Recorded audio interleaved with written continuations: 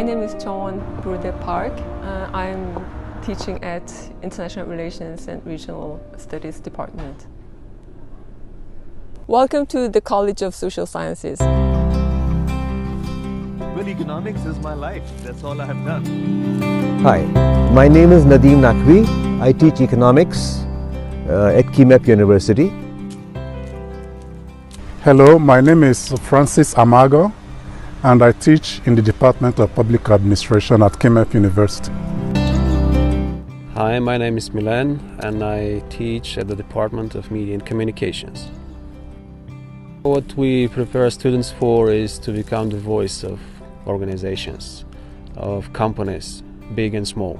This is particularly related to public relations.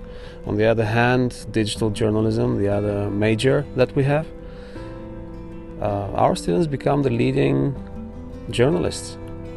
The Public Administration Department has a very unique program whereby students are equipped to work in all sectors of the economy. You can work for the government, you can work in the private sector, and you can work in non-governmental organizations. Economics is a powerfully important subject. Everyone has to know it today to be able to function well in society.